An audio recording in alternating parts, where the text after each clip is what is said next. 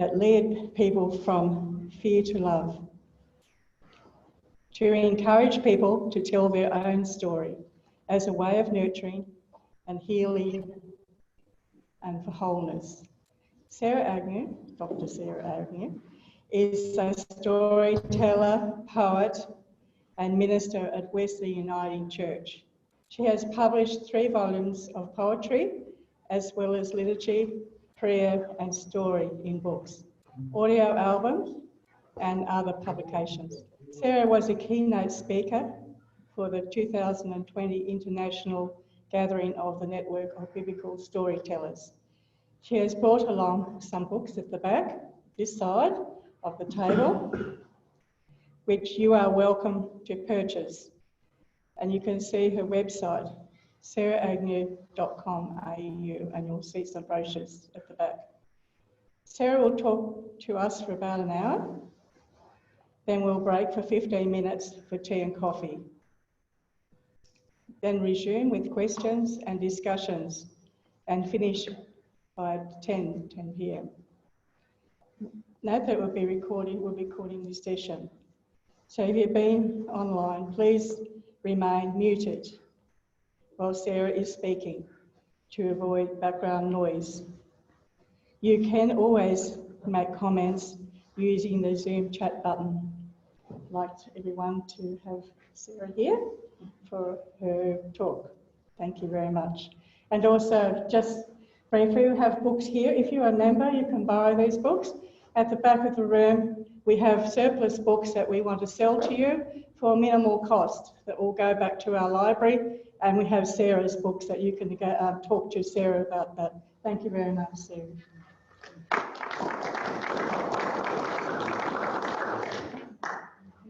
Thank you, Jean. Thank you all. It's lovely to be here with you.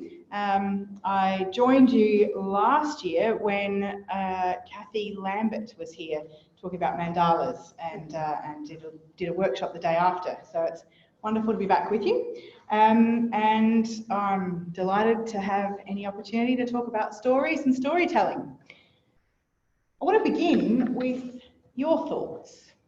What do you think of when you hear me say storytelling? Movies. Movies? Yep. Myths. Myths. Imagination. Imagination. Children's stories. Children's stories. Memory story. Teaching stories and memory, was it? Yep. Labels. Labels. Fables. Oh, fables, sorry, yeah. Yep. Observations. Observations. Story is so rich, and we do have people, you hear singer-songwriters will get up and describe themselves as storytellers, dancers, movie makers, TV show makers. The label storyteller gets put on a lot of activities.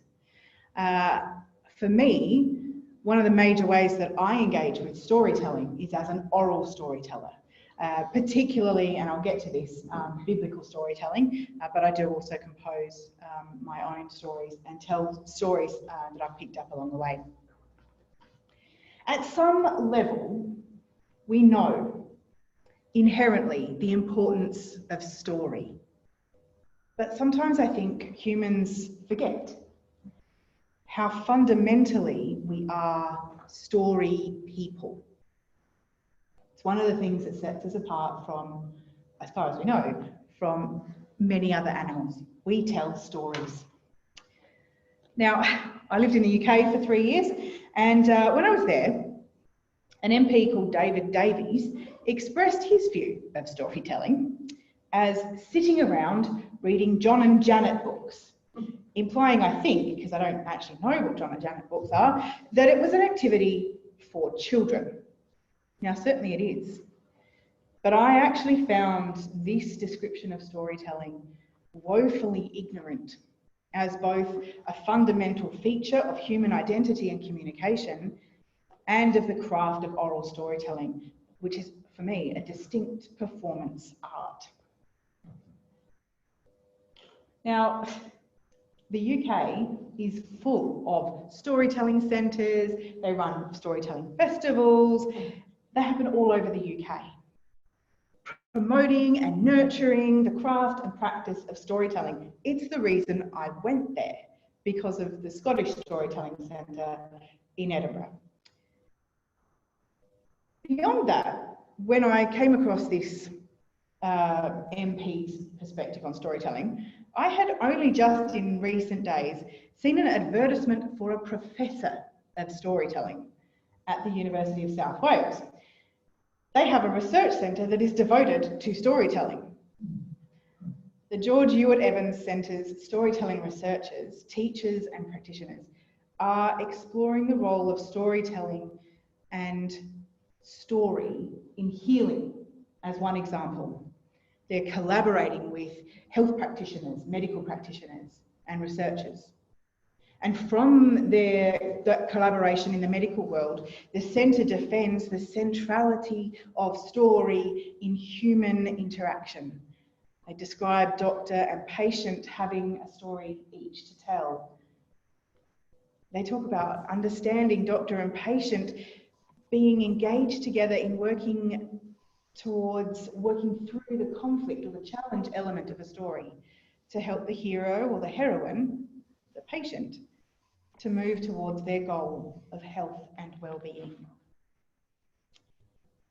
So I was less than impressed with the ignorance of this MP, given the context of the countries in which he serves.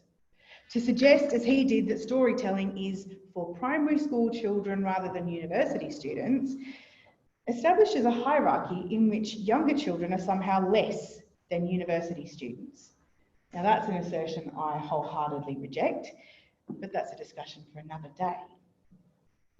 The other thing he does is assume that storytelling is something that someone grows out of as you mature.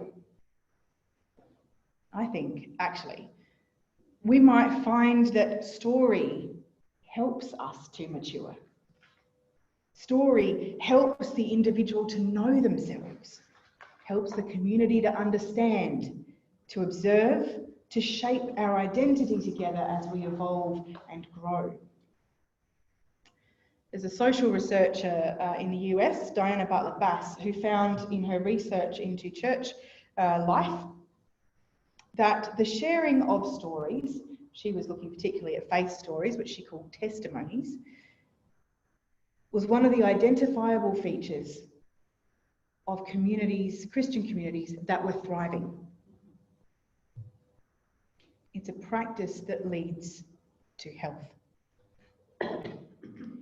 Beyond the context of the church, in the broader communities, whatever way we engage in community, telling our personal and shared stories reminds us of who we are, reminds us what we value, it reminds us of where we've been, and it shows us what our hopes are for the future.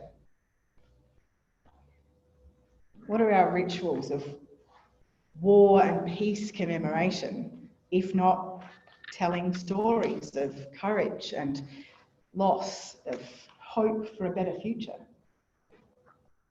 What are museums but installations that tell stories of migration, innovation, evolution, creation? What is the recounting of our day with our friends and family, but the telling of our stories? Seeking to find meaning within our experiences and through them to connect, and in being heard, to be affirmed and nurtured towards well-being. And there, I think, is where lies the most profound gift of storytelling. It's mutual encouragement of our well-being. We might think of the teller of a story as giving a gift with their story to those who hear, sharing our wisdom and experience through which to make meaning. Therefore, the hearer of a story receives a gift, the gift of story and encouragement through that story. Turn the tables, and you might think of the hearer as also giving a gift to the teller of a story with our listening, creating a welcoming space in which to hold the teller safe, to affirm them of immense value, the power of being heard. Our story, ourself being heard. It's an incredible gift that the teller receives. In that they're being nurtured in their very being. And I think there's something in particular that happens in a live sort of sharing of stories moment. We've talked about movies, books and TV shows. They're all wonderful portals for the imagination. But live, embodied presence with each other, our voices which connect to our emotions, the moment that we share together. For me, this is the connecting of humans with each other. The bringing of stories together to create another story. The story of this moment here, when we were together, laughing, crying, afraid, amazed, inspired. Frederick Buechner says, to have a life, you must have a story. In fact, many stories. Your life is not like a story. Your life is a story. And if any part of it is to have significance beyond you, that story must be told. He says, my story is not important because it is mine, as much as if I tell my story well, you will recognise that in many ways it is also yours. All humans have, and if you're Frederick Buechner, all humans are a story. And all humans have a responsibility to share our stories with others. Now, I'm going to say that again. We have a responsibility to share our stories. It's not just that we have a right or a need. For the sake of each other and our strength together as humans and as community, we have a responsibility to tell our story, to share the wisdom and experience and the meaning and our sense of individual and shared identity through the telling of those stories. Along the way, I've found that sometimes we need help to find the stories within us that need telling, that need to be heard. And sometimes we need help to shape those stories. There's the incidental everyday telling of stories I mentioned with family and friends. But there's also the crafting of a story so that you highlight certain things. You highlight the wisdom or the insight that you've gathered along the way. That's been a big part of the work I've done over the years, is to help people shape their stories so that they will be well heard. Sometimes that's her. Okay, we're in, I think. To tell our story when our courage is lacking. So we might go to workshops. You might have heard of story events like the Moth, which originated in the USA, 10 times 9, which originated in Belfast, and there's a regular event in Melbourne and a regular event in Adelaide in that tradition. I remember being in various churches where we had faith sharing nights. You shared soup and rolls and someone told their faith story, and then we all were inspired to share our stories together. All of these things, and I'm sure there's many other movements and events that are organised that give space. Andrew, isn't it? Yeah, we were talking about poetry slams. There's another way of kind of sharing stories. There's all sorts of ways that we gather because we have this inherent need to tell and hear each other's stories. And stories have, I hope I'm making the point, stories have a purpose.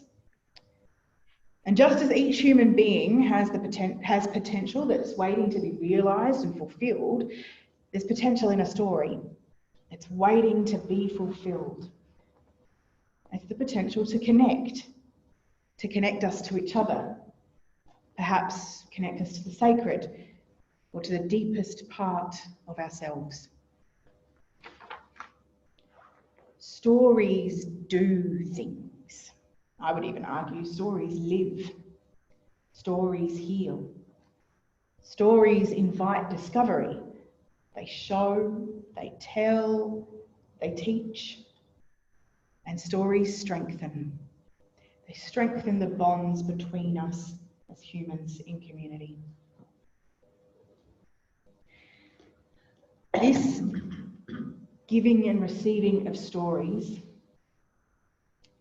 isn't without cost, I don't think, because it makes us really vulnerable, both to tell our own story and also to hear someone else's. It might move us. It might provoke us to change our perspective. It might make us think something new. It might make us feel. In making ourselves vulnerable to the work of stories, we make ourselves vulnerable to the teller of a story as we hear, and we make ourselves vulnerable to the listener of our story as we tell it. In that vulnerability, in that opening up to each other, we connect. With our whole selves, we give each other of our wholeness and our fullness. And in doing that, we are at once, not alone. And if a story does nothing else, if all it does is connect you to someone else, I think it's done enough.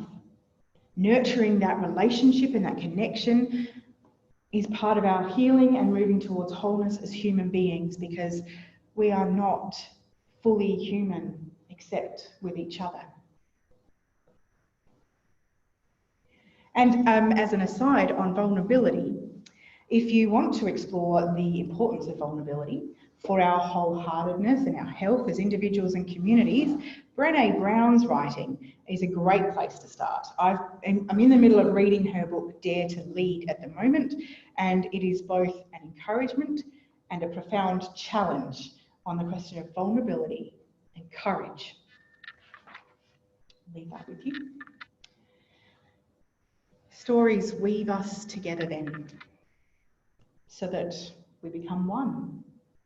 Strengthened in the sharing of stories, more fully whole, more healthy, more fulfilled as human beings. And that is why I tell stories. I tell biblical stories and I tell human stories.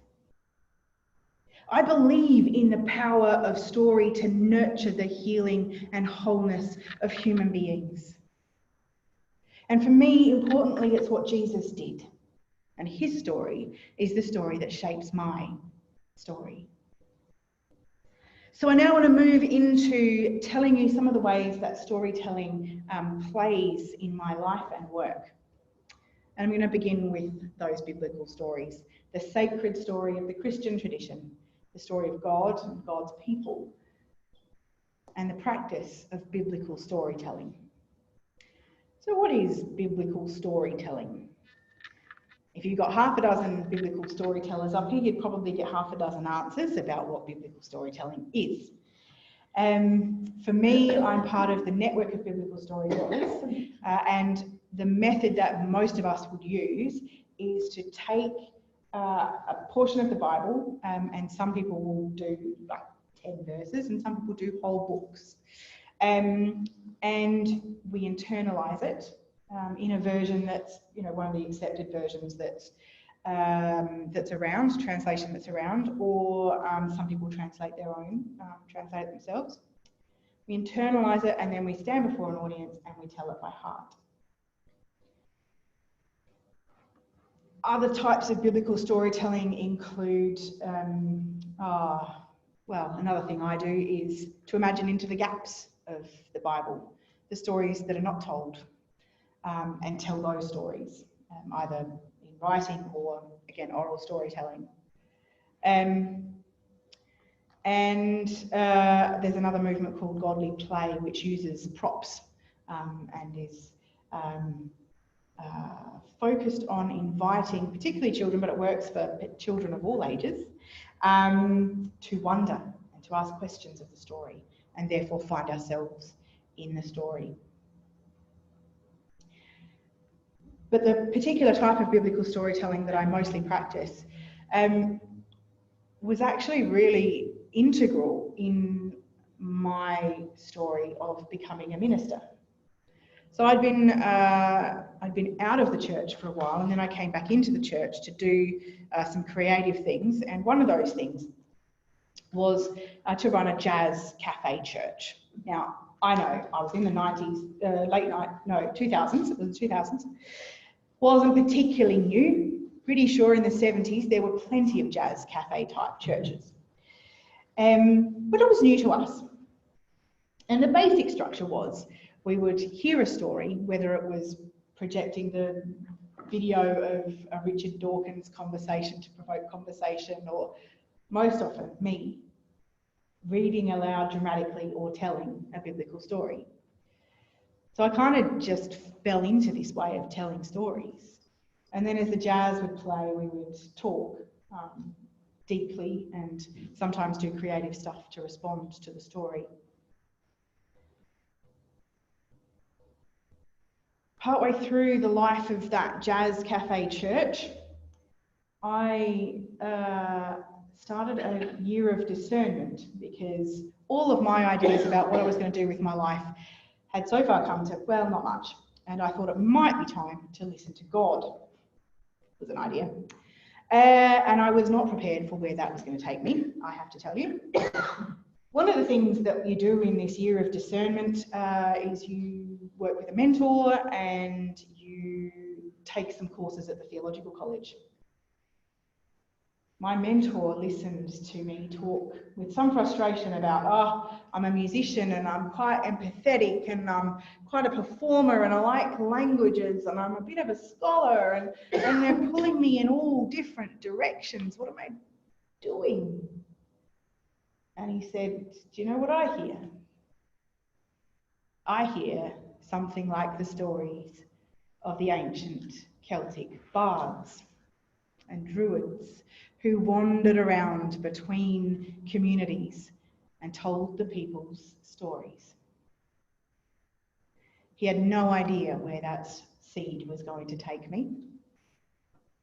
One of the courses I did was a preaching course. The end of semester assignment was all of the students got up in front of the class and preached a sermon. I essentially got up and told a story, and in doing so, had this moment partway through the actual preaching of the story thing. Oh dear, I'm a preacher. Wasn't expecting that. But I was a preacher as a storyteller. One of the last things I did before I actually put in my application to become a minister was attend the Network of Biblical Storytellers National Gathering. Now again, remember I said about the Blackwood Jazz, or the jazz stuff, I was just naturally, intuitively telling stories. And then I sat in a conference centre in Sydney and saw all these other people telling the biblical stories. And it suddenly dawned on me, I was a storyteller. And the conversations I had with my fellow storytellers led me to understand that I could indeed, and it might help the church if I did, become a minister through being a storyteller. So storytelling is integral to me being a minister. And as I studied, I did just about every biblical studies course I could do and found my way to studying biblical storytelling as a scholarly pursuit at honours level, and then it took me to Edinburgh to do a PhD, essentially in storytelling. The PhD was basically a study of my practice as a biblical storyteller. I'd noticed that in that internalising of stories, when I moved intuitively with gesture, when I felt the emotion, when I looked into the eyes of my audience and understood what this story might mean for you in your story, I was understanding the story. I was understanding meaning in a way that biblical scholarship ignored almost entirely, except if they might have put a little note for their bias of being a white middle class, educated, Uniting Church female minister. I spent 3 years developing a new method for interpreting the Bible that takes seriously the way that humans engage in interpretation and meaning making through our whole embodied selves. The book that came out of all of that was just released this week, which is, phew, done. And I hope will encourage and invite people to engage with these foundational stories for the Christian community in holistic ways, bring our whole selves to them, because essentially that's what our faith is about.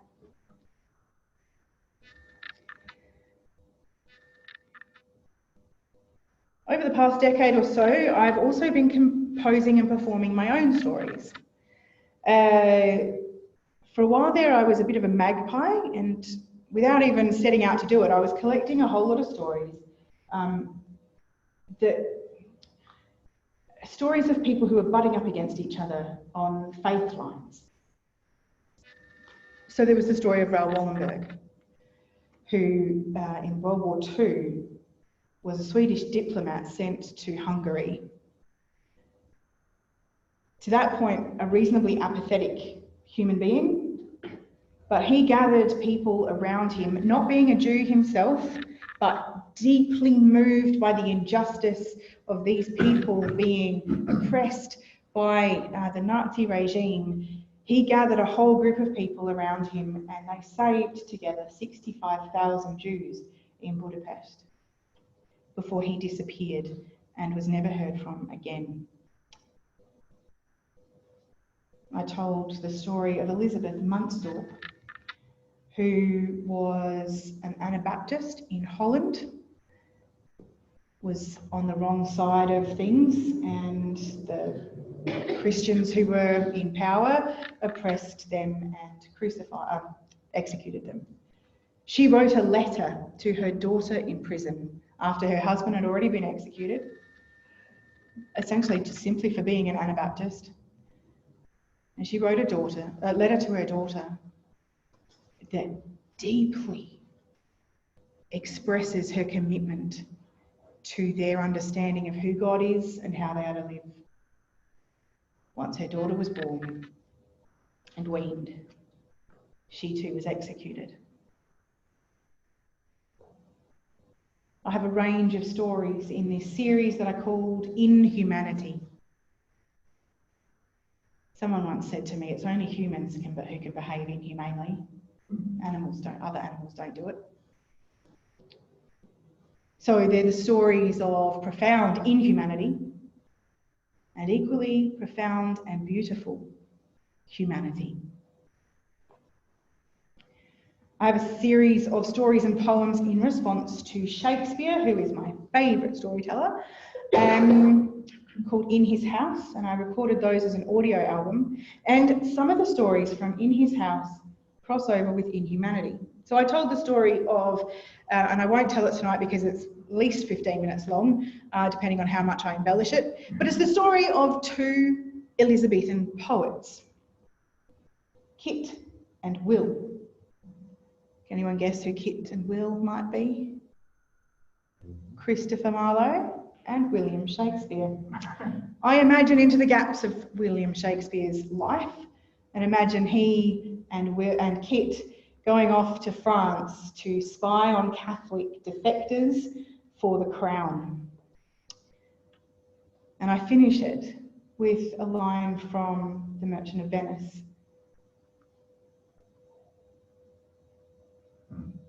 If you prick us, do we not bleed? I think I was more profoundly moved by the stories I discovered and collected for this series that were within Christianity. Those stories in the Reformation, Christians against Christians, just what were we doing? I mean, the Christian against Jewish stories are pretty awful as well. But that sense of Catholics and Protestants just at each other. And I could still hear it in my dad's voice in the 90s as we drove past. There's the Pats, they're done. Growing up in country Australia, Catholics were other, we were Protestant. So it's a long legacy, and I wanted to tell those stories because they're my tradition, and I can see it playing out in all sorts of other faith and intercultural antagonism in our time. Another story that I told is quite a poetic one, and I'm going to give you an actual story now rather than just anecdotes. And this is another Shakespearean one that is both in Humanity and the Shakespeare collection. Again, it's Merchant of Venice. Mercy qualified, in which I take the stand against Portia of Belmont. So it's just a scene from a story. The quality of mercy is not strained through colander to drain away the life from heaven falling, as if in part it can be taken as one chooseth and prefers. Nor a crown is mercy, that too heavy, weighing with expectation more than we are able to deliver, can lightened be by selected removal of ornament, thus dimming glory in the turning round to suit the wearer. The quality of humanity is not measured one against another, as if without our eyes one cannot see, without our skin one will not bleed if pricked or cut. The quantity of worth of human dignity varies not from the one unto another according to their faith or occupation. You have the self-same need as I for food, to sleep, to dream, to love, to simply be. We are all met by seasons that befall a human because one is a human. So then, human,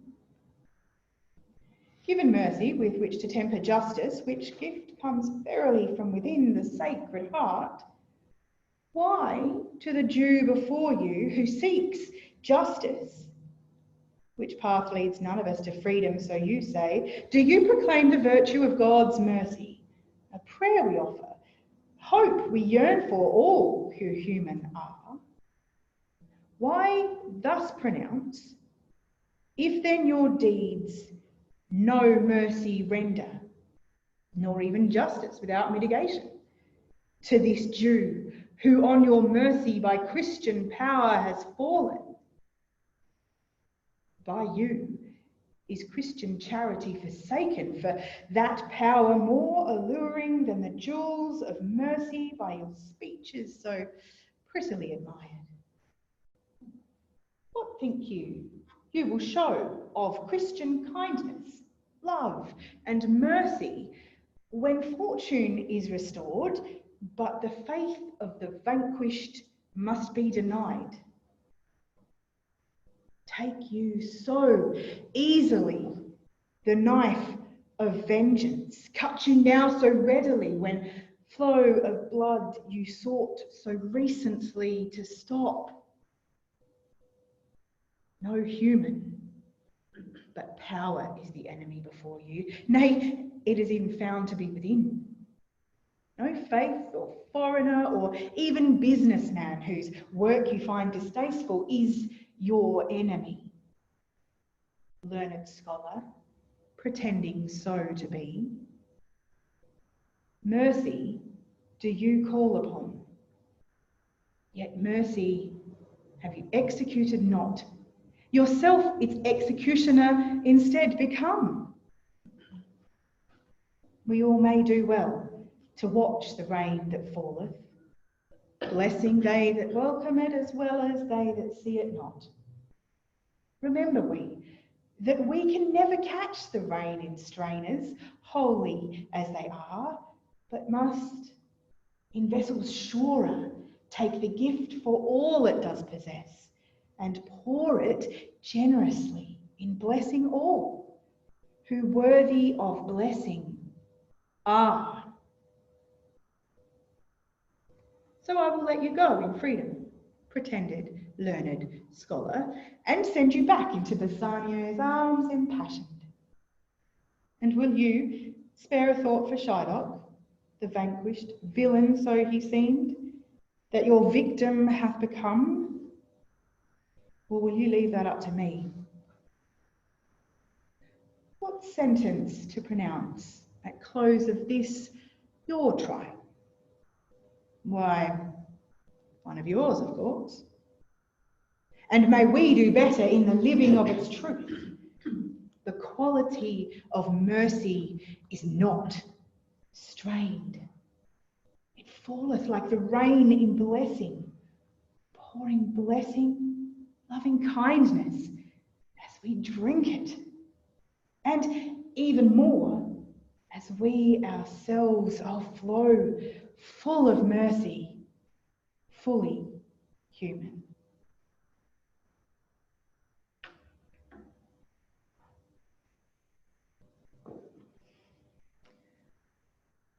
Many of my stories are quite poetic, even the prose ones are quite poetic, or they take the form of a poem or maybe a spoken word piece. Blue Koala is another story I wrote. A lot of these stories I wrote while I was also working on the PhD. It was quite a rich time, actually. It's a story in verse, which if you look at it in the printed version, I asked a friend to illustrate it for the print version. It looks a bit like a children's storybook, but don't be fooled. It's actually for older children and adults, telling the story of a koala who finds herself in a dark hole and has friends who come and find her and sit beside her until she can find the light for herself. I recorded that as well as an audio story along with the Shakespeare ones. Then there's poetry itself, which in individual poems and in whole collections tell parts of my own story much more slant-wise. So what you'll see over there is On Wisdom's Wings, which is my first collection, and that tells stories of my experiences of depression and then moves into the journey of discovery of my vocation and identity as a storyteller and poet and minister. The Only Constants collectively tells the story of leaving Australia and landing in Scotland. And Hold Them Close, which was launched here in Canberra, tells the story of the PhD years. Another kind of collection I have over there is Pray the Story. Again, while I was in Scotland, I went over there without much funding. So I had to look for ways to support myself while I stayed, and I went onto a crowdfunding site and had patrons for a while. And that brought a new level of creativity and professionalism as an artist. Pray the Story was created for really the patrons to give them something a bit more polished and a bit more intentional. Really sort of, if I thought about myself as a storyteller, poet and minister, what's the unique thing about that? Well, I can write poetic prayers for worship and devotion that respond to the biblical stories. So they respond to the stories that are set on the weekly lectionary. And the book that's over there represents the first 3 years of those weekly prayer poems. Storytelling for me is also fulfilled by being a story hearer. When I was going through the training for being a minister, we had to do a lot of learning and training in pastoral care. The more we did, the more I found I uncovered a deep lack of confidence in pastoral care. I don't know where it came from really, but I wasn't really sure I could offer people pastoral care. Even now, I do it differently to the traditional minister. I did a course in narrative therapy, and I found in the language of curiosity and wonder, the practice of honouring someone's story, the language that helped me to become someone who was confident in offering pastoral care. I mentioned in passing that I've facilitated some workshop spaces for people. There's a Scottish mental health arts and film festival that's run every year, and I ran a series of workshops for people to find their story. And the profound gift it was for some of these people who were part of a cohort of a drop-in centre for people with mental health challenges, to identify the theme was passion. What were they passionate about? And for them to identify part of their story that was positive and life-giving through passion, and to then see them actually stand up, some of them, and tell the story to a live audience. In some ways, I'd almost rather hear other people tell their stories when it's like that than tell stories myself. It just reinforced what I was telling you about the importance of story, that it makes us vulnerable and it connects us and it heals us. Humans are inherently, fundamentally, and naturally storytellers. We experience healing and nurture when we tell our story and are heard. We experience encouragement when we hear another's story. And in the mutual vulnerability of telling and hearing each other's stories, we form strong, vital, healthy communities that lead us all further towards well-being. I'm going to finish with another story, but I'm going to give you the option of choosing. Do you want to hear Blue Koala, the story of the koala and her friends? Or I have a story that is about this storyteller going to Scotland. I mean, I can probably tell them both, but which one would you like? We want both. Scotland, all right, we'll do Scotland. And well, Blue Koala is actually my story, but if I've got time, I'll come back and tell that later. So this is another very poetic story. It's called A Story for the Living. In a small and still young village, tucked in behind the hills, far from cities large and busy, a storyteller has emerged from among her people. Poet, teacher, friend.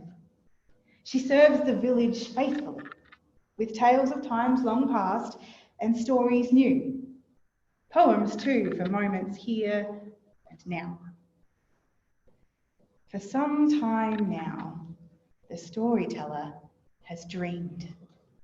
Visions have appeared to her. She sees that there are stories, poets and tellers in foreign lands, in far-flung places across deep water. We have riches to share with you, wisdom from your ancestors. Come, receive our gifts for you and for your people.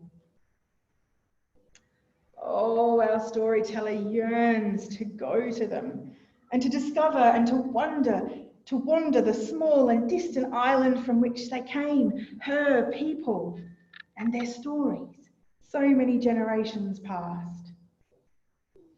But can she go? Is it not further than dreaming can take her? To the spirit she calls, the story spirit who has guided her thus far, and in return she hears. My daughter, you are troubled, I can see. What so disturbs your soul? I have a vision calling persistently, but it seems impossible to follow. The call is but a whisper. Can I fly so far from safety and face the unfamiliar quite alone? Well, do not go. If impossible it really is. You have your books and screens, and on top of that you have one of the most potent imaginations I ever created, I flatter myself. There is much you can still learn from where you are. But think of this. Your eyes I made for seeing, nose for smelling, skin for touching. I made your ears to hear and your tongue to taste. Is it possible, do you think, for you to endure the loss of tastes and sounds, textures, smells and sights more easily than the hardships you will face if you go? Hardships there were, and plenty, but our storyteller could not stay indeed, as her spirit guide had noted. The dream insisted, revealing itself to be not just a dream, but a story for the living. Oh, she often yearned for her dear village and her people, with an aching almost tearing her beyond endurance. But her spirit guide went with her. The stories that had called did share their wisdom and their life. And here she stays, on this tiny island home of her ancestors, embraced and chest overflowing with more treasure than she ever did dream.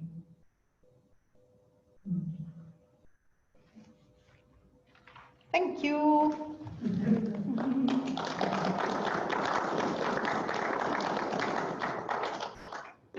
So I'll leave the other story and I'll come back to that and maybe some poems when we have conversations, see where that goes. Yep, that sounds good. Thank you very much, My Sarah. pleasure. So you're all like to break now for 15 minutes and we will come back about 10 past, quarter past 9, sometime like that, and have a cup of tea or talk to people. Nico? Thank you. That's really good. It's very true, isn't it? Yeah, yes, yeah, the milestones are good moments. Yeah, right.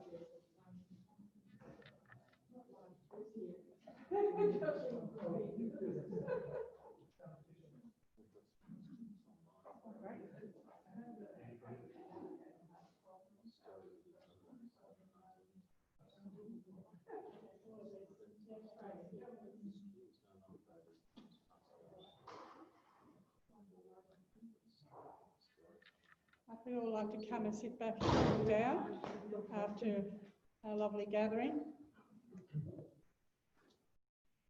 And Sarah's going to talk more about her experiences and we can ask her questions about how she came to be a storyteller, etc. and etc. Thank you. Yeah.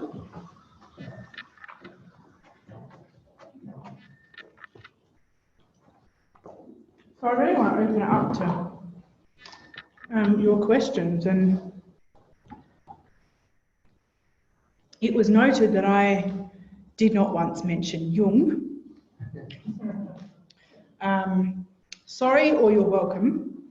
But I'm really interested if those of you who are really interested in Jung's thinking and practice, if you found connections or resonances or contradictions in the sort of thing I was talking about with stories, I'd be really interested to hear that. And I'm happy to take whatever questions you have of me, or I can just keep telling you stories. I know we've got a couple of questions from the people on Zoom, so that's good. I have a question about Carl Jung and the psychology of storytelling.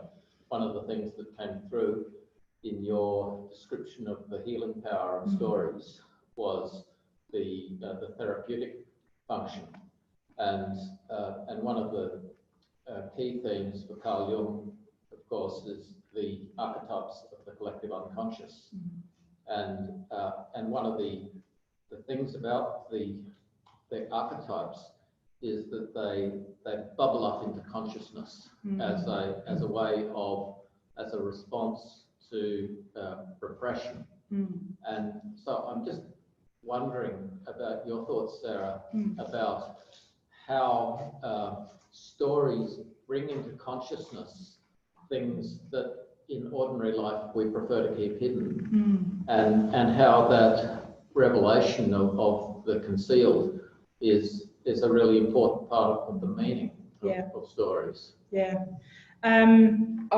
Absolutely. I think there's something about story in particular that connects with our emotions, so that I was talking about, I think it was the Buckner's thing of, I tell my story not so much for it being my story, but for the possibility of connection and reminding you of yours.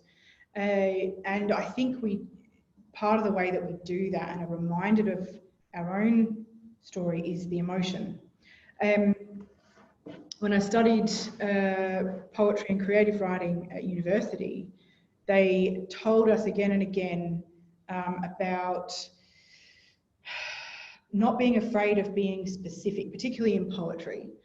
So tell specifically my story, the location, tell the story if I went from Adelaide to Scotland. The emotions of leaving, of home, of homesickness, of dislocation will connect with someone else and their story in its particularity.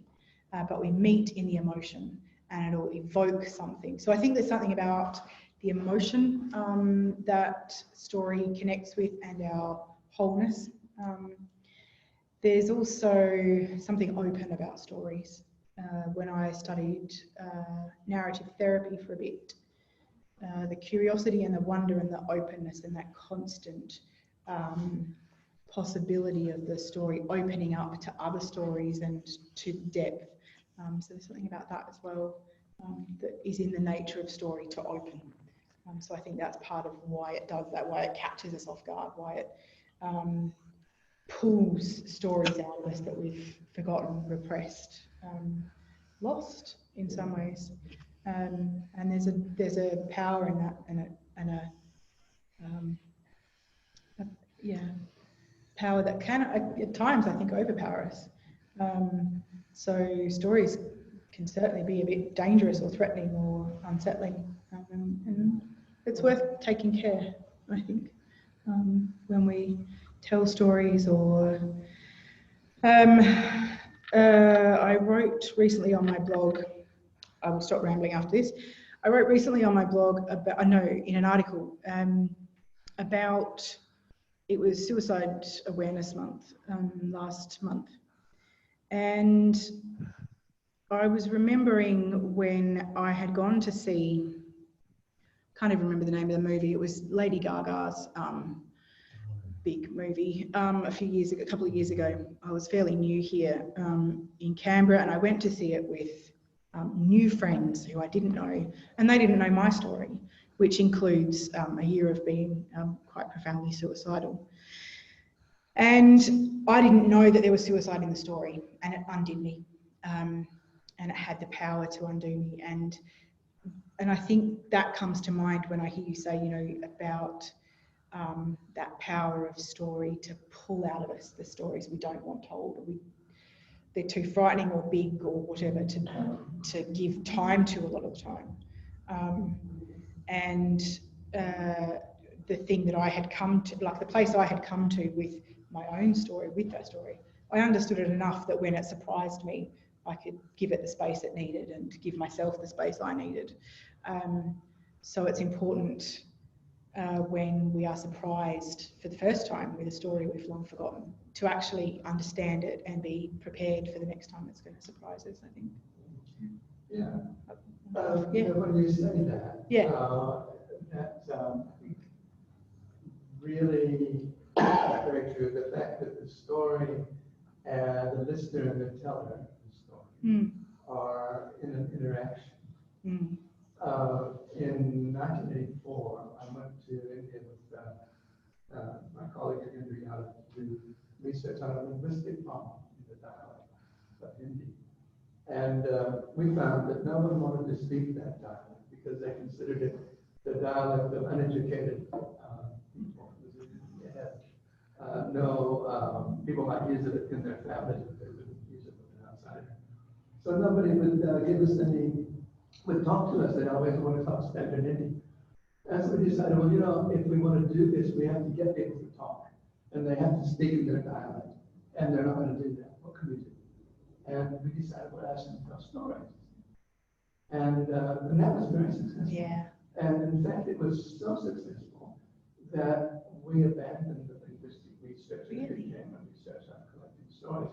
But just to give an example, I'll be quiet, to carry on what you're saying, I remember there was one case, we were in a village called Octover, and it was 30 to 40 kilometers from now, a very isolated village.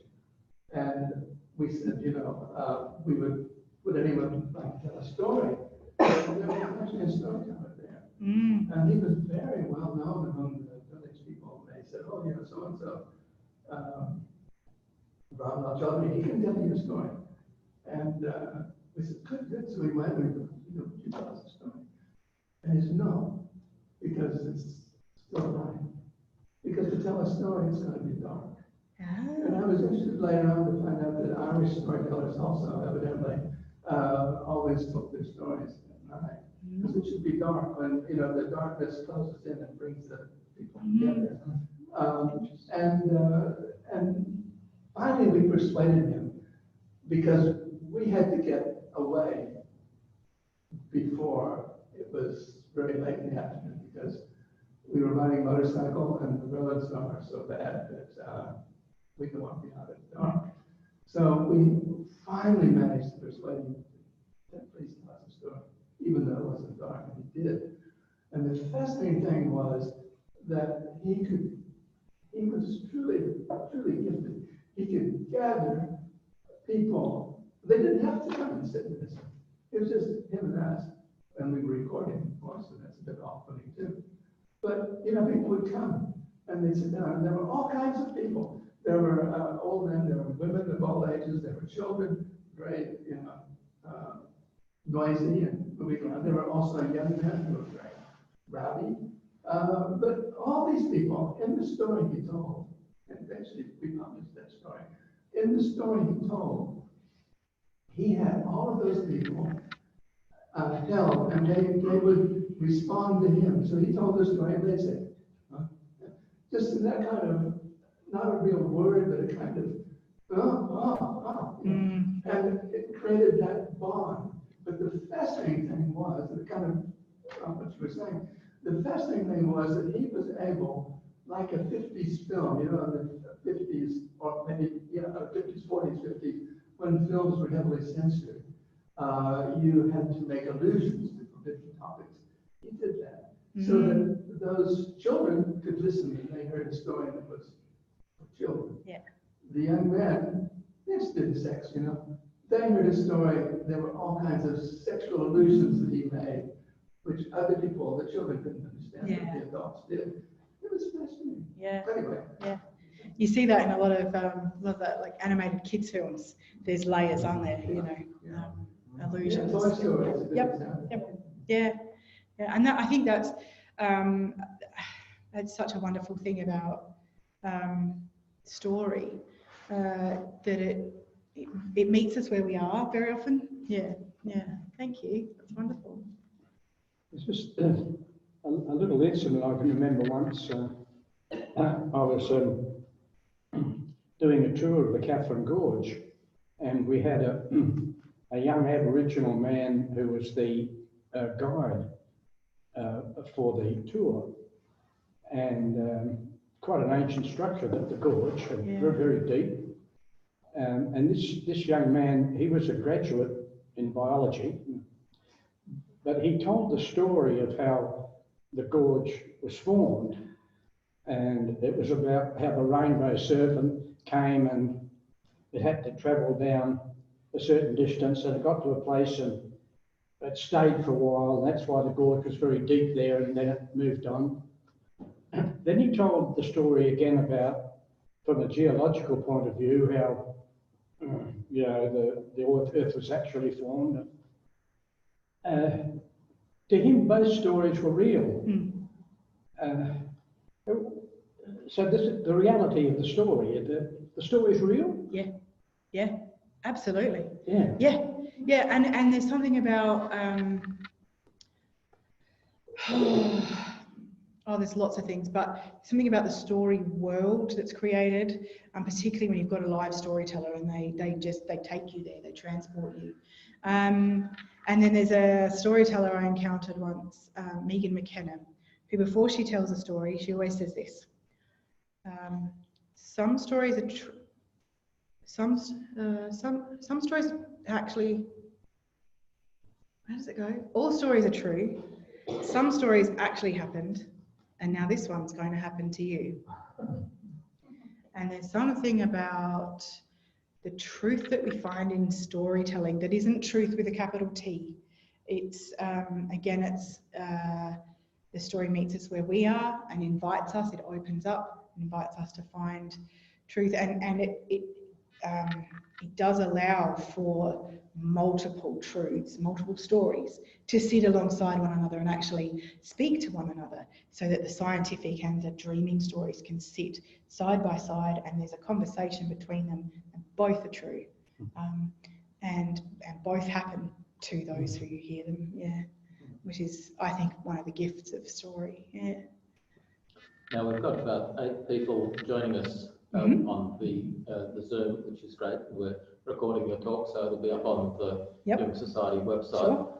And Frances has a question. She says, I'll read it out for her. Some friends last night thought that history was no longer valued and was passing away.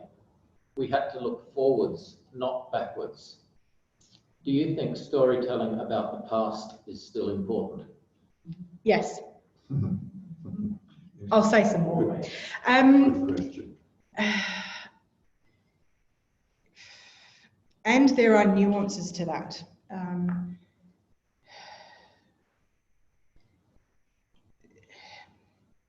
How we tell the stories of the past are important.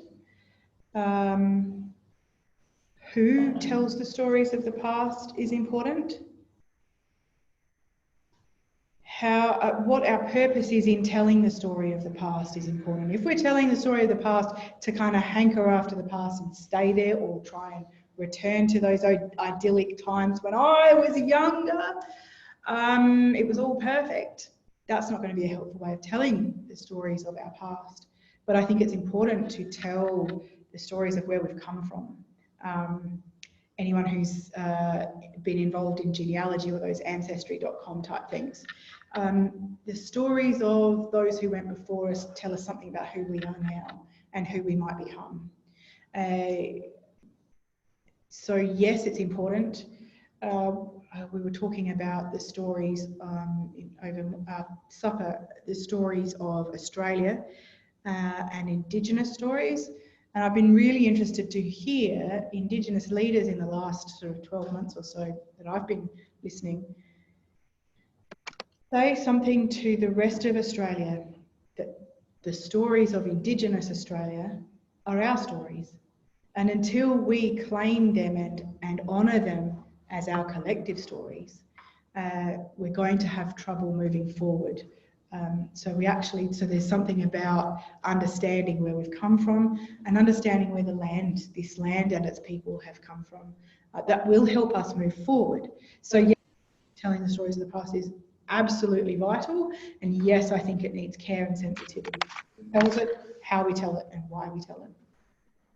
And Kirsten adds to that history is always valued and we will always have our stories. Rabbi Harold Kushner once said, God made people because he loves stories. I think he was right. Love it. Yeah. Yep, definitely. And sorry, when they mentioned history, it's his story. I've never seen the word her story. Yeah. And what books coming about the majority of the planet who need a voice in that. Yeah. And need to tell their stories, and it's coming. It is, isn't We it? are in an age where that's happening more Yeah. and more. Yep. But it's always good to remember that it's only one version, history, and it's the victor's version. It so often is. Yep. We see it on television because the victor's film keep being played over and over again. Yeah. Yep. Yeah, and there's something quite powerful and profound about those, that sort of hero story. And what I see changing, I don't know whether you would agree, but I think we're broadening who we allow, like who gets to play the hero. So we're actually seeing more stories of women who are the main protagonists, and they're the hero of the story. And so I just watched the Enola Holmes, which tells the story of Sherlock Holmes's sister. Oh. And she's absolutely the protagonist of the story. Sherlock Holmes is in, I don't know, possibly not even a third of the scenes, and it pushes back at some of the patriarchal stuff that's inherent in the stories. And she saves the boy, and some of the retellings of Snow White type stories in the last decade have Snow White as the saviour, not the saved. So yeah, I think there is, as you say, there's a tide turning in terms of who is the victor or the hero, and whose stories get told. We're opening it up a bit slowly. It'd be nice to have a bit quicker, but yeah, and it's time. It's well time. If I can add to that, another way of telling stories is I'm writing my memoir for a particular reason. And in writing that, I'm telling my story, and it's changing all the time because as I'm writing it and thinking about it, I perceive different things in it. Yes. I analyze different things in it. Yeah. So it's a self-developmental course, which I didn't know. Yeah. I started it. Yeah, yeah. And it goes on and on. It's I'll have to call it quits sometime or other. Yeah. And then if I have any additional thoughts about it, it's an addendum. Yeah, yeah. It's the thing about stories, if they're alive, they're never finished. You do have to just say, well, I'm finishing it here. Yeah. It's like a PhD thesis. This is where I'm saying it's done. It's never going to be done, but I'm saying it's done. Yeah. Yeah, that's right. It's history. Yeah. But it's my story. Yes. Yeah. And It's evolving. it's Yeah. evolving. Yeah. And in it too, I said that anyone that has siblings, all these siblings have different parents because they have different stories. Yeah. And every sibling sees parents in a different way, so they can't understand each other Yeah. either. Yeah. You come with a particular point of view, Mm. and siblings will say that was not true. Yeah. Yeah. And parents don't know the children's stories. Mm. And it's Yeah. quite an awakening when you hear children's stories, Yeah. children's versions. Yeah, yeah, definitely. Yeah. I absolutely resonate with that siblings thing. I'm sure my sisters and I all have completely different stories about our parents and perspectives on who they are. Oh, yes. Yeah, yeah. Yes. And you can't blame people for getting different perceptions. No. Nobody's wrong. No, exactly. And I wonder if, if I go back to the stories I was collecting for a while there of where we were butting up, different faiths are butting up against each other. I've long wondered what difference it would make if we heard each other's stories with wonder rather than with a sense of, well, that's not how I see it, so you must be wrong. But as we were talking about with the science and the dreaming stories, how can we see the two stories sit, or multiple stories sit alongside each other and celebrate the richness that the breadth of that shows us, like a kaleidoscope or something that's ever changing. Yeah. It's a dream. Oh yeah. But Yeah. we're so tribal. Yeah, we are. Yep. And so often people don't have the opportunity to tell their stories. Yes. And that's something that's quite traumatic. Oh yeah, I think so, definitely. Yep. Yep. There's at a storytelling conference I went to a long time ago, I heard of the work of a storyteller who uses story in peace building. And one of the stories that sits, it's not necessarily, it's sort of tangent to that, where you've got two groups in conflict, say, you know, a couple of gangs in the streets of one of the big cities in the US, and then you're trying to get them to talk to each other and hear each other, and you're not getting anywhere. He will get them to stop and ask them for stories. And eventually doesn't really take very long, they'll find a story, they'll name a story that each of them know, each group knows, and they'll tell the story and they find common ground.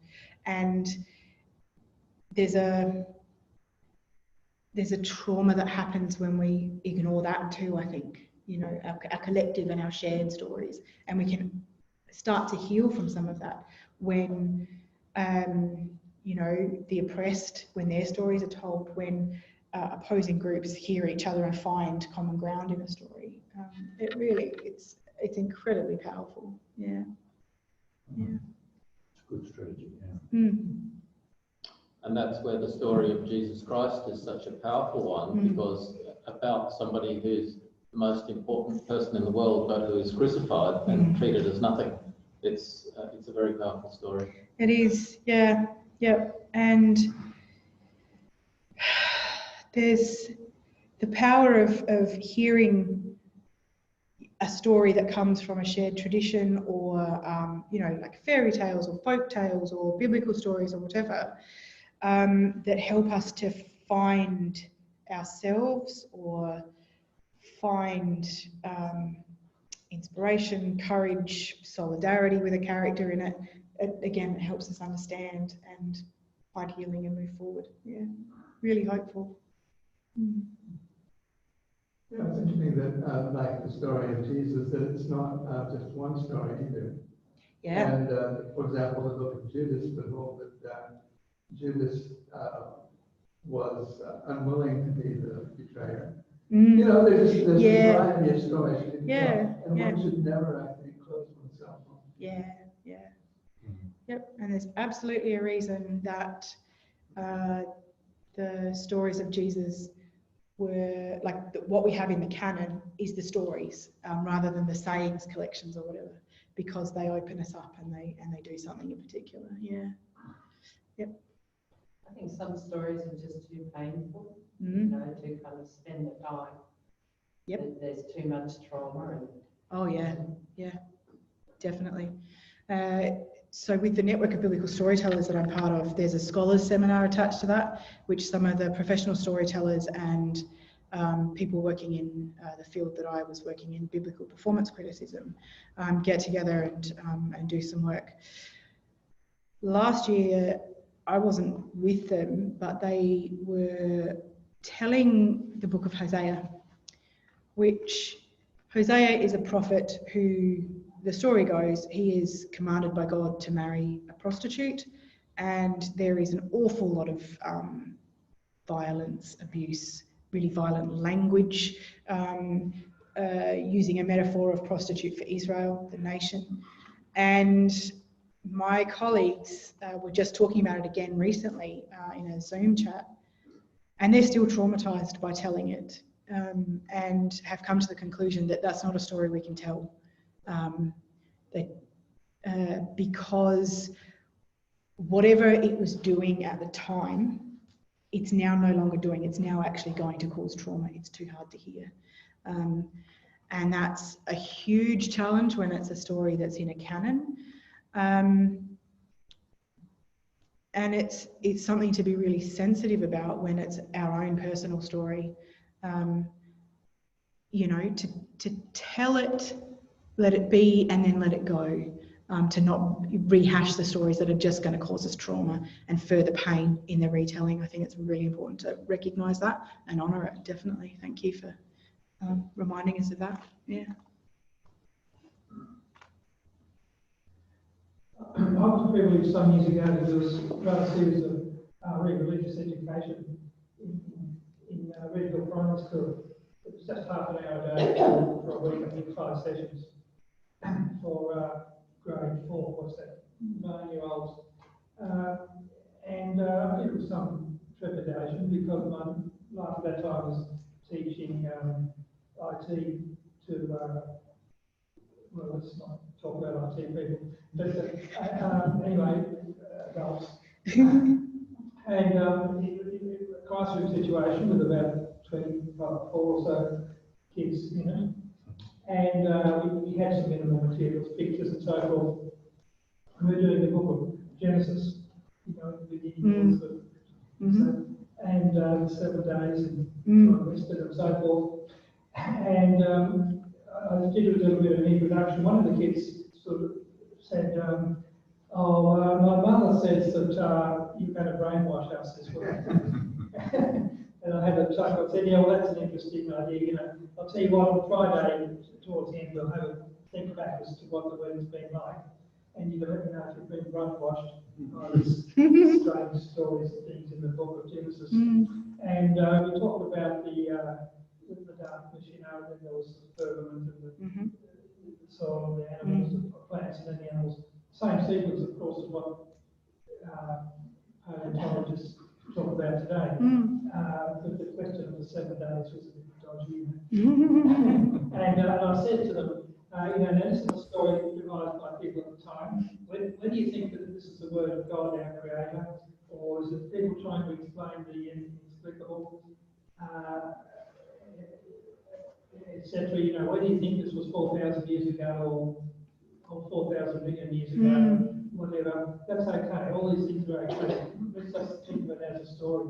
And anyway, I was wondering whether 9-year-olds could grasp this question of scientific reality, just telling stories, or is it just imagination and so forth? But they loved it. Great. They engaged with this idea that you don't have to argue about it, you know, we're just a marvelous story. Yep. And we had a little discussion on Friday about brainwashing and so forth. They loved that, you know. And I was just so impressed that this could make sense at these different levels for 9-year-old kids. And there was no, I was uncertain what I do if they became the principal and come and see what the uproar was coming from my or whatever, but no, there was none of that. It's a marvellous experience. Great, thank you. And I'm just quite regretful that it's not part of our mainstream education. I mean, some people do. Jean's got these big books that do good schools and that love, you know, but it's not really part of the mainstream of our education from Christian storytelling. But you must have been quite skillful in doing that. Yeah. Well, I wouldn't particularly say that, but I think if you'll comment, I think, you know, told, I said we did what I could. I don't think it takes any special skills. I think we all have some capacity to do that, but we don't really exercise it particularly in our society. We see plenty of on-screen storytelling in our campus, drenched in it, but there's nothing that compares with the face-to-face. No, that's right. Even if it's got to be 1.5 metres. That reminds me of when I used to give people guided meditations and then ask them what they experienced. And then people often say, well, I think my imagination went wild, you know, because I imagined this and that and the other. I said, where does imagination come from? It comes from within you.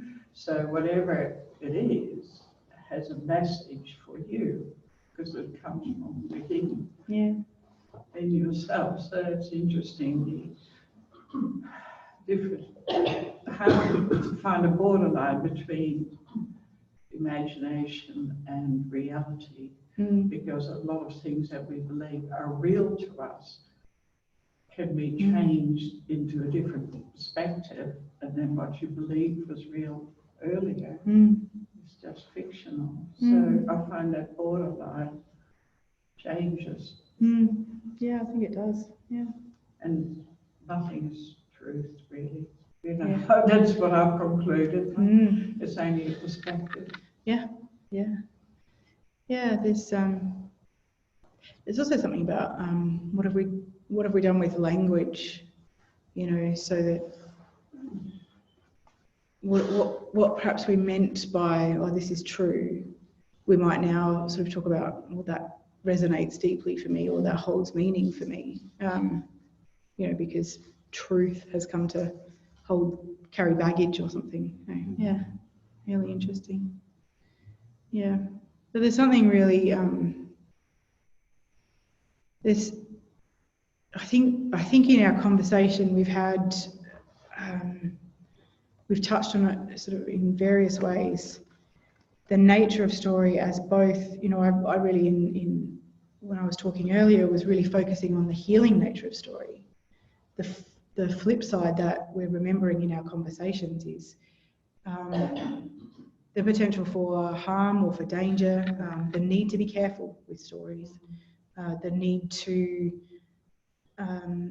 you know, when we bring a story into a classroom that's from our faith tradition, to actually make space for people, for the listeners, to do what they will with it, rather than say this is the truth and you're all wrong if you don't believe it, or when we stand, you know, in a group of people and are asked to tell stories, to actually think deeply about who is in the audience and what stories are going to be helpful, appropriate, where is the potential harm in telling a story or in not telling a story. In telling a story that's not mine to tell, I haven't even talked about that, that if it's not of my tradition, I need permission from someone else if I'm going to tell it, or I need not to tell it at all.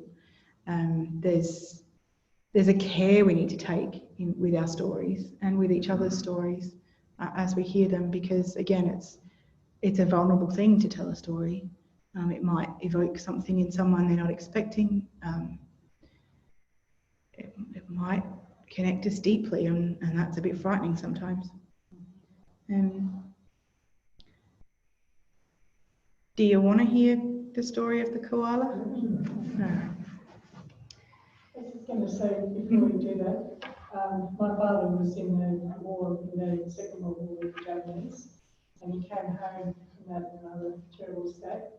And we, as an adult, he wouldn't talk really about his stories and that. And he said, well, someone's written a book of all the stories that we've been through, and you can read that, and it's called The Grim Glory. So we read some of it and think, oh my goodness. But it was quite insightful about some of these stories and what had happened to some of these people. It was a way for him to tell you some of his story without him putting himself at risk and telling a story he couldn't. Yeah, really important. Yeah. Blue koala. Long ago, you could go to a place called Gummeroo, and there you might, with a bit of luck, meet Koala Blue. She was easy to spot, with an unusual shot of spiked red hair right in the centre of her forehead. Or did you think her name was an indication of a general melancholy mood? That is true, I suppose. You could say that too. For she was always hiding herself away, so that she was sometimes actually not at all easy to find.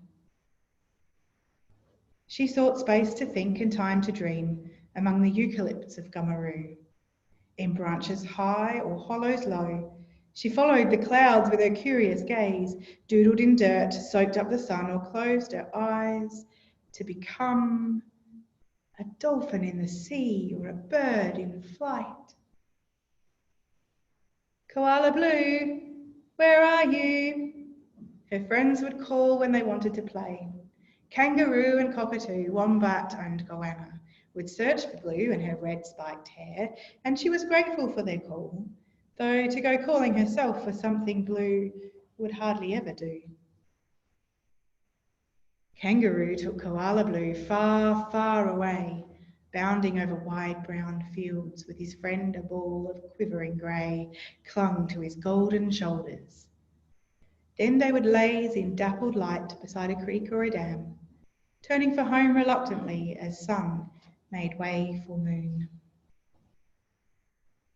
Cockatoo sat with Koala Blue up among the leaves, munching and chuckling the whole day long as they concocted trysts and intrigues for unsuspecting residents down below in Gummeroo.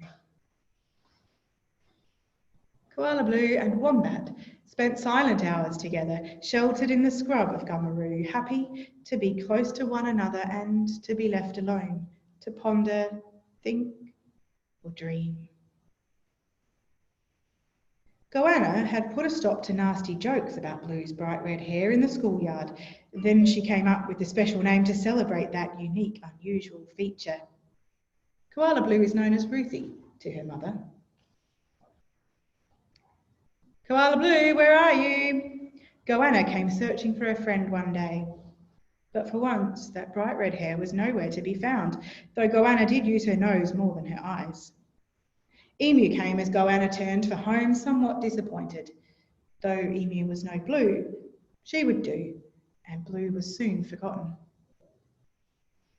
One day later, or maybe two, Wombat felt a sudden wave of amiability and wandered out in search of Blue. He nuzzled up beneath her favourite bushes and tilted his ear up to the branches, but Wombat could not sense the owner of that bright red shot of hair, not anywhere. And with amiability ebbing now, Wombat went on his way, alone. By now, it had been quite some time since anyone had seen Koala Blue or her bright red hair, so Cockatoo flew from and to the trees Blue liked to climb. Not here, not there, not anywhere could Cockatoo find Koala Blue, though all day she flew and long into the night, and even walked along the ground. Koala Blue, where are you? She called and called again. Kangaroo grew worried too when he saw Cocky fly hither and thither, up and down and round about for yet another day. Koala Blue, where are you? Roo's voice called further afield, to the water's edge, a dam they'd found, and further along the creek. But nowhere could he see that bright red hair, not anywhere. Oh, Koala Blue, where are you? As Roo slumped down beside the creek, he saw the surface ripple. What's there? Or who? Is that you, Koala Blue? Was that fur that I could see just below the reeds? Splash! Up jumped Platypus, that strange inhabitant of the creek. Oh, it's you, sighed Roo. I thought you might have been a red-headed koala, perhaps? Platypus finished the thought. Koala Blue. She often hides away, but never has she disappeared for quite so long or been so hard to find. I know where she is. And this time Roo jumped up. Wait, don't rush. It's a bit of a spot your koala's got herself into. She climbed down a hole, but slipped a bit.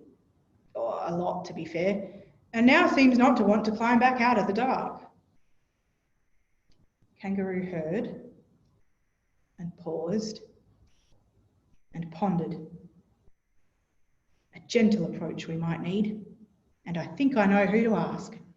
But first, will you show me please this hole that has swallowed our friend? Kangaroo followed Platypus and tried to pay attention.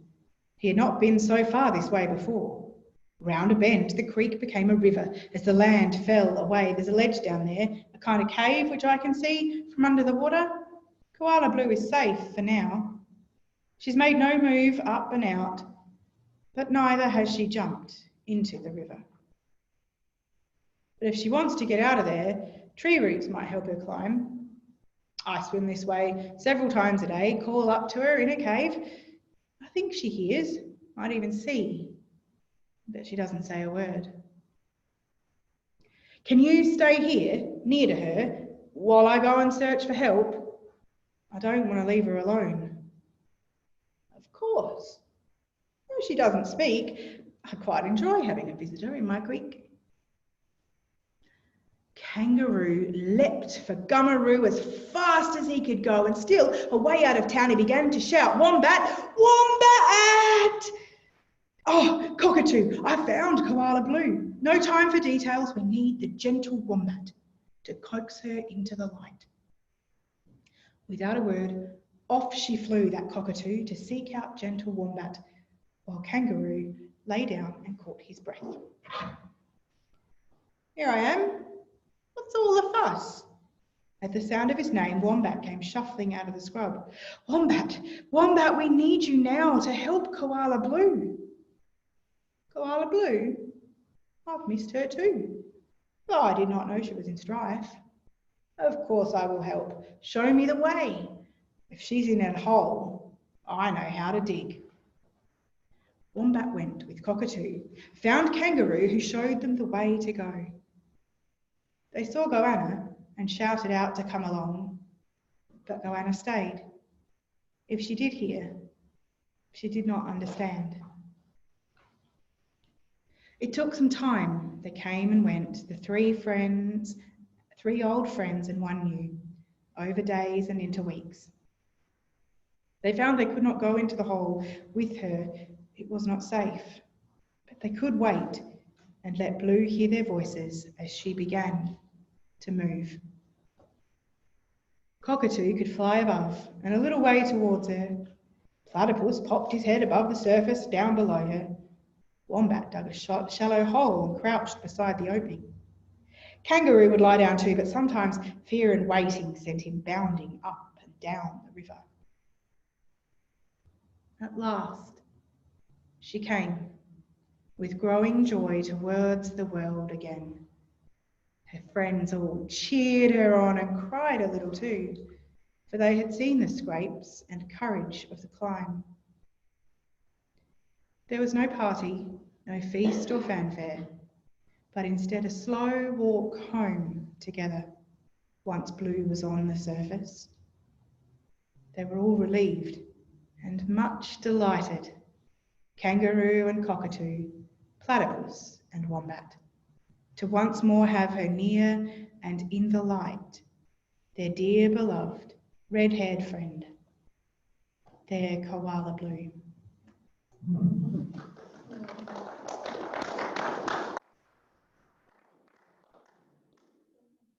Difficult story to tell, so I put it into rolling verse to make it easier to hear. Thank you everyone for listening and for a really engaging conversation. It's been a delight to be with you. It's just about time to finish. Thank you very much. Thank you. It's just been marvellous having you here tonight. My pleasure. And something different for us all to listen to and to contemplate. I think we all go home now and write our own stories. Ah, good. So I think you've given us a boost to do that. I know I have to think of many stories in my life to think about.